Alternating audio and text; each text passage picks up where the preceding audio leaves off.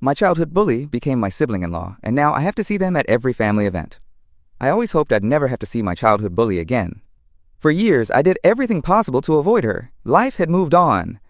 I went to college, started a career, and tried to heal from the damage she caused me in school. But fate has a twisted sense of humor. Not only is she back in my life, she's now family. Yes, you read that right. My childhood bully is now my sister-in-law. And I feel like I'm living in some kind of nightmare I can't wake up from. For context, I'm a 28-year-old woman and my older brother James is 30. His new wife Emily, also 28, is the person who made my life hell from 7th grade all the way through high school. Emily and I were in the same grade, and she was the classic mean girl, popular, pretty, and absolutely vicious to me for reasons I never understood.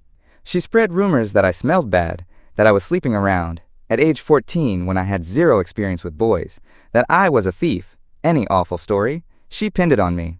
She'd trip me in the halls, accidentally, spill her drink on me at lunch, prank call my house with nasty messages. It was relentless. I used to dread going to school every day. I begged my parents to let me transfer or be homeschooled. I had panic attacks on Sunday nights just thinking about facing her Monday morning. My parents did try to intervene a few times. They talked to the school, but nothing really came of it. Emily was smart enough to bully, mostly when adults weren't watching, and she had a whole posse of friends to back up her innocence whenever she was accused. Eventually, I just kept my head down and counted the days until graduation. I remember at our high school graduation, while everyone tossed their caps and took pictures, I was just relieved that I'd never have to see her again. Fast forward a decade, I'm doing fairly well. I got a decent job in a different city and have a small circle of good friends. James stayed in our hometown and built his career there. About a year and a half ago, James started talking about this amazing woman he met through a colleague and how he was falling in love. I was happy for him, until the day he brought her to a family barbecue to introduce her to the family. That was the day I realized the amazing woman my brother was dating was Emily, my bully. I felt like I had been punched in the gut when she walked into my parents' backyard, holding my brother's hand. At first, I think I was in disbelief. It had been 10 years since I'd seen her, and I almost didn't recognize her right away. But then she smiled, that same fake sweet smile I remembered from when she'd taunt me, and said, "Oh my gosh, my name? I can't believe it's you," in this tone that made my skin crawl. I wish I could say I said something badass or cool in that moment, but I basically froze. I think I managed to squeak out a, "Hi." My parents didn't know the extent of what she'd done to me back then, or at least they pretended not to, in order to be polite hosts. They quickly jumped in to play excited hosts. "Oh wow, you two know each other. That's great. Small world." My mom actually seemed happy that her son's girlfriend was someone from our past. Meanwhile, I felt like I was 14 again, standing in front of the queen bee, who loved to make me squirm. The rest of that day was a blur. Emily acted completely pleasant and friendly. She chatted with my family, complimented my mom's cooking, laughed at my dad's jokes, and when anyone brought up school, she nudged me and said things like, "I remember little my name," always with her nose in a book back then she was so shy. Said in a fond, joking way, as if that was a cute anecdote. But I knew it was a dig. One of the many ways she would belittle me in front of others was by calling me little my name in a baby voice in high school. For context, I was a late bloomer and shorter than most until senior year. Hearing her say it again, in front of my family, with that performative friendliness, made my stomach churn. I didn't say anything about it at the barbecue. I plastered on a fake smile and endured the afternoon, heart pounding the whole time. The second I could leave, I did. I made up some excuse about needing to get back home for work. As soon as I drove off, I burst into tears. On the ride home, I called my best friend from childhood. She knew all about what I went through and just unloaded. She was as shocked as I was. She asked if I was going to tell my brother what Emily did to me back then. I didn't know. Part of me just wanted to never see either of them again, but it's my brother. We're pretty close, or at least we were before this. I ended up deciding to talk to my brother a couple days later. I was nervous as hell. I visited him at his apartment when Emily wasn't there. I basically said, "James, I need to tell you something about Emily." I could see his face fall, like he expected something bad. I told him about the history I had with her. Not every single incident. There were too many to list. But I gave him the general idea that she was my bully all through secondary school, that she made my life miserable, and that I was really hurt and anxious even being around her. To my surprise, James wasn't completely oblivious. He said softly, "Yeah, Emily mentioned you guys weren't really friends in school." Apparently, she gave him a very toned-down version of events. She told him we had some teenage girl drama and fell out, but that she hoped we could start fresh as adults. I felt my jaw clench at that. What a way to spin it. I told James it was way more than just drama, that I was genuinely traumatized by how she treated me. I even pulled up an old photo on my phone from my 16th birthday party to show him it was just me and one other friend, because by that point, I basically had no social life thanks to being ostracized, something Emily orchestrated. I hoped maybe seeing concrete evidence of how isolated I was might make him understand. James looked really troubled, but he also defended her in little ways, which started to drive me crazy. He said things like, "High school was a long time ago. I'm sure she regrets anything that happened, and I know her now, and she's a different person. She's been nothing but kind to me." He even said, she actually seemed really happy to see you. She told me she was worried you might still hold a grudge. That one really got me, hold a grudge. Like she wasn't sure if I would be adult enough to let bygones be bygones. I realized quickly that my brother was in love with her, and probably somewhat blinded by that. He did say, "I'm not saying what happened to you wasn't awful. I just think maybe she's grown up, and it might do you both good to try to move forward." I responded, fighting back tears, "It's not you both. I didn't do anything to her that I need to move past. She's the one who hurt me." He nodded, but I could tell he was also thinking about how to keep the peace. He asked if I could try to give her another chance, for his sake. I said I would try, but I made no promises. Honestly, I felt really disappointed with my brother in that moment. I left his place feeling like he hadn't fully heard me. Yes, he acknowledged it was awful, but he still expected me to play nice with her for him. It felt like a betrayal, even if he didn't mean it that way. The next few months were hard for me. James continued to date Emily, and it got serious fast. They got engaged about 6 months after that barbecue. Suddenly, my parents were in wedding planning mode, and Emily was being treated like an exciting new addition to the family. She started coming to all our family dinners, holiday gatherings, etc. I had to see her all the time, and she'd act sweet as sugar, calling my mom and dad, which they absolutely ate up, showering compliments on everyone. But when she was alone with me, her mask would slip just a bit, not outright bullying like when we were younger, but little digs or comments only I understood. For example, one time we were alone washing dishes after a family dinner, and she said in a low voice, "You've really grown up. Remember how mousy you used to be?" I just said, "Please don't do this." She put on an innocent face. "Do what? I'm genuinely complimenting you. You've come out of your shell." I didn't take the bait, but it left me shaken. Another time, while deciding seating for the wedding reception, she made a joke in front of everyone about not putting me at the kiddie table, even though I was the youngest adult. It was a stupid joke, but it was exactly the kind of thing she'd say in high school to tease me for being younger/smaller.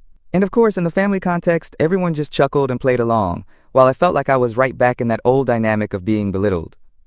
I started to dread family events again, the way I used to dread going to school. Before each dinner or gathering, I'd feel that old anxiety building, sweaty palms, heart racing, the works. I even started seeing a therapist, because I was so torn.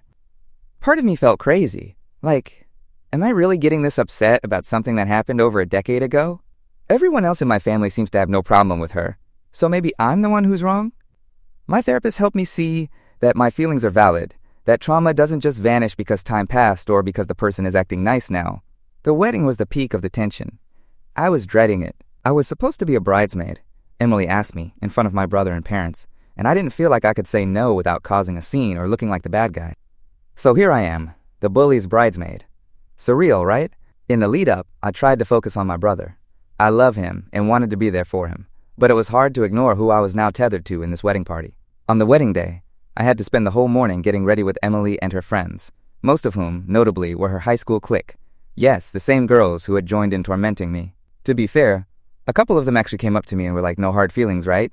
And we were so immature back then, haha. I gave polite smiles and said something like, "Yeah, high school, we were kids," just to get through it. But being around all of them was triggering as hell. I felt like I was at a twisted high school reunion, where I was the butt of an inside joke everyone remembered. Except outwardly, they were pretending everything was fine. Emily, to her credit, or maybe because she wanted the day to go smoothly, was mostly cordial. There was one moment, though, when we were alone checking our makeup, and she said quietly, "Smile, sis, it's a happy day, isn't it?" It felt like a command, not a comfort. I forced a smile. The ceremony itself went okay. I felt like I was watching it in third person, trying to numb myself to what was happening.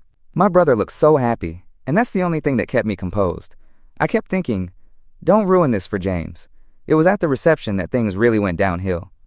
During the speeches, the maid of honor, one of Emily's old friends, made a playful comment about how Emily used to rule the school, and how James is so lucky he married the prom queen.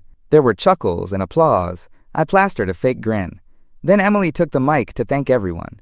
She ended her speech with a toast that included, "And to my new family, I'm so thrilled to be a part of your lives, especially my name." It's funny, we didn't exactly hang out in high school, did we? But I'm so happy that we're close now. We're sisters, after all. Everyone AWW'd at that. My parents looked at me with these sappy smiles. I felt like I was going to vomit. Close now? Sisters? She was rewriting history in front of everyone, painting this picture of us as long-lost friends who finally reunited. I know it was just a wedding speech, and probably nobody took it that seriously, but it felt so deeply manipulative to me. I had to step out and catch my breath after that toast. I spent a good 10 minutes hiding in the bathroom, just breathing and trying not to break down crying. The rest of the night I avoided her as much as possible. I left as soon as it was socially acceptable to leave, claiming exhaustion. Now it's been a couple of months since the wedding. Emily and James are settling into married life, and I am expected by my family to just act like everything is fine. But everything is not fine. We had Christmas at my parents' house, and of course Emily was there, playing the perfect daughter-in-law and tossing me snide little remarks when no one was looking, like handing me a gift and saying, "See, I'm not so bad, right?" with a wink. After that, I've been avoiding family gatherings. I made an excuse to skip a couple of them, which upsets my parents. They don't know the full story. I never gave them details, and I suspect they think I'm just still being shy, or that I'm jealous of the attention the new bride is getting, or something dumb like that. My mom called me last week, sounding annoyed, saying that I need to let bygones be bygones because we're family now, and Emily really has been lovely. I feel so frustrated, like I'm expected to swallow what happened to me to make everyone else comfortable. I'm at a breaking point. I have years of pent-up hurt that I've never really dealt with, and now the source of it is at every family function, pretending to be my BFF. I worry if I speak up or refuse to participate, I'll alienate my brother or cause a huge rift. But if I keep going along with this charade, I feel like I'm betraying myself and minimizing what I went through. I haven't confronted Emily directly about the past. Part of me fears that giving her that satisfaction, knowing how much it still affects me, would just empower her more. And honestly, I doubt I'd get a sincere apology or anything useful from her. She seems quite content to just erase the past and play the part of doting sister-in-law. So that's where I'm at, stuck, angry, and unsure how to handle this moving forward. Do I keep the peace and suffer in silence for the sake of my family? Do I sit my parents down and detail every horrible thing she did so they finally understand, even though it's embarrassing and painful to rehash? Do I give my brother an ultimatum that I can't be around her, which feels unfair to him? It's a complicated mess of family loyalty versus personal boundaries, and I feel like that tormented kid all over again. I would love any advice or insight from people who've dealt with toxic family dynamics or overcoming childhood trauma when it literally shows up at your doorstep as an adult. I'm sorry this is so long. If you made it this far, thank you. I just needed to get it all out. I'll update if anything significant happens, but right now I'm just trying to figure out how to live with this situation without losing my mind or my family. Update 1. It's been a little while, and I have a pretty big update. I took some of your advice to heart. I finally opened up to my family about just how much damage Emily's bullying did to me. I sat down with my mom and later with my brother, and I laid it all out. The panic attacks, the isolation, everything. Both of them were shocked. I think they really underestimated what I went through. My mom teared up and apologized for not realizing how serious it was back then. But, as I half expected, she also gently pushed the idea that maybe this is an opportunity to forgive and move on. My brother was sympathetic and gave me a big hug, saying he was sorry for what I endured. He also admitted he hadn't pushed Emily for details about our past because he was afraid of rocking the boat. In the end, he asked me to try to come to the next family dinner, promising to have my back and keep things calm. I agreed to go, hoping that maybe, just maybe, things could improve now that everyone knew how I felt. Well, that dinner did not stay calm. At first it was okay. Tense, but okay. My mom was extra nice to me, and James tried to keep the conversation light. Emily was noticeably quiet, which I appreciated. I thought maybe we'd actually get through the evening peacefully. Then, while looking through an old family photo album, we saw some awkward school photos of me. I made a self-deprecating joke about my braces phase. My dad laughed, my mom laughed. Then Emily chuckled and said something like, "Yeah, we might have given you a hard time for that back in school. Sorry." She said it in this joking, casual way, like it was all in good fun. I felt a switch flip inside me. Her words might seem harmless to an outsider, but to me it was like she was minimizing years of torment into a one-liner. I just couldn't take it. I snapped back. "You tormented me, Emily. It wasn't just giving me a hard time. You made my life miserable." The table went silent. What followed was an emotional explosion. I basically unloaded years of hurt, right there in front of everyone. I was shaking and said things like, "You bullied me every single day. Do you have any idea what that did to me?" Emily started getting teary-eyed and said, I'm sorry, I was a stupid kid. She looked genuinely shocked that I was so upset. My mom tried to interject with something like, okay, let's all calm down, but I couldn't stop. Through tears, I told Emily how her actions gave me lasting anxiety and that her trying to sweep it under the rug now was not okay. Emily broke down crying, repeating that she was sorry and that she never meant to ruin my life. My brother was quiet but looked devastated. I realized I was basically having a breakdown in front of the whole family. It hit me that I couldn't keep doing this in that moment, so I just grabbed my things and said I had to leave. I drove home sobbing. In the immediate aftermath, my family was in chaos. My mom called me later, in tears herself, saying she didn't realize how much pain I was carrying and that she's heartbroken for me. She also gently scolded that confronting Emily so explosively at the dinner table wasn't the best way, which, yeah, it was definitely a scene, but it all just poured out. My dad texted me he loved me and we'd figure this out somehow. James, my brother, has been put in a tough spot. He told me he spent the night comforting Emily, who was apparently hysterical and guilt-ridden after I left. He's been very kind to me, though. He said, I don't blame you at all. This needed to come out. He's asked if I'd be willing to sit down with just him and Emily at some point to talk more calmly, whenever I'm ready. And surprisingly, Emily herself reached out. She sent me a long email that, honestly, I didn't expect. In it, she apologized profusely, saying she was ashamed of how she treated me back then, and that my outburst made her realize how seriously she had hurt me. She admitted she had been telling herself it was so long ago to avoid facing it, but that seeing me break down made it real. She said she doesn't expect me to forgive her overnight, or maybe ever, but she wants me to know she is truly sorry and is willing to do whatever it takes to make amends, even if that just means listening to me vent or giving me space. I haven't replied to her yet, or to my brother about the sit-down. I'm emotionally exhausted. The thought of sitting in a room and hashing it out with Emily is daunting, but part of me wonders if it could be a step toward, I don't know, closure? Healing? Or maybe it would just be more painful. For now, I'm taking a breather. I told my family I need some time before the next group gathering. They understand. My mom even said maybe we'll do a few separate holidays for now, like I celebrate with them on a different day from Emily, if needed, which is a big concession on her part because she hates splitting the family up. So that's where things stand. It's messy and awkward, but the truth is in the open. In a strange way, I feel a small weight off my chest now that I've finally expressed what I needed to. But I also feel guilty for causing a family rift and anxious about what's next. I'll update again when I figure out the next steps. Maybe I'll take that offer to talk one-on-one with Emily, or maybe I'll keep my distance for a while. I honestly need to sort out my own feelings first. At least now everyone knows this isn't something I can just get over with a snap of the fingers. It's a lot for all of us. We'll see what happens next. Update 2, final. It's been a couple of months since the big blow-up, and I wanted to share how things turned out. I wish I could say everything is perfect now, or that there was some dramatic justice. But the reality is more complicated, and frankly, a bit bittersweet. After a few weeks of giving each other space, I agreed to meet with Emily, my childhood bully-turned-sister-in-law, for a one-on-one conversation. My brother James was there initially to help us get started, but he let us talk alone once we felt ready. I was extremely anxious walking into that meeting. Part of me was braced for defensiveness or more pain. Surprisingly, that's not what happened. Emily was visibly nervous. Her hands were shaking, and she was on the verge of tears from the get-go. She started by apologizing again, this time with no excuses or downplaying. She said she had spent a lot of time reflecting and even discussing it with a therapist. James helped her find one. She told me some things I honestly never knew or expected. Back in school, while she was acting like Little Miss Perfect, her home life was a mess. Without divulging all her private details, the gist is that she was going through some serious family turmoil and personal insecurities, and she took it out on me because I was an easy target. She admitted that isn't an excuse. Plenty of people have hard lives without becoming bullies, but it's the only explanation she can offer for why she was so cruel. I won't lie, hearing that was a lot. It didn't erase what happened, but it did make me see her a bit more as a flawed human being rather than a pure monster. For years, I'd wondered why she hated me so much. To finally hear that it wasn't because I was inherently awful, which teen me secretly believed, but because she was dealing with pain of her own, I had very mixed feelings. Part of me felt sorry for her younger self. Another part of me was almost angry that while I was envying her perfect life, she was envying things about mine. We talked for a long time. I let out many of the specific hurts I'd held and the incidents she hadn't even remembered until I described them. Some made her cry. A couple made her cringe and cover her face in shame. She owned up to all of it. Honestly, I wasn't sure she would. But she did. In the end, I told her plainly, I appreciate your apology, and I'm glad to know the context, but you have to understand that I can't just erase years of trauma. I accept your apology, but I can't promise I'll ever forget what happened. She said she understood, and that she's willing to put in the effort for as long as it takes to rebuild any trust.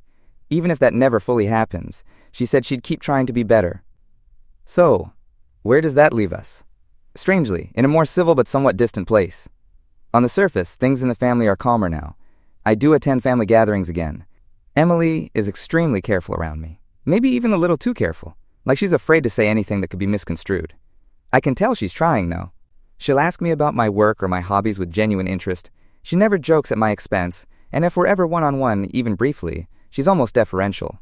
It's awkward, to be honest, but I prefer awkward over hostile. My parents seem relieved that we're at least being cordial.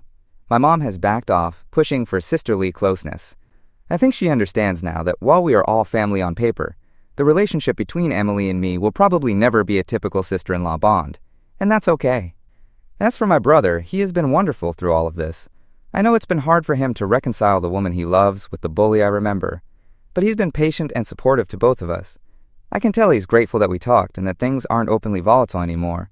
He told me, "I don't need you two to be best friends, I just want you both in my life." That's basically where we've landed.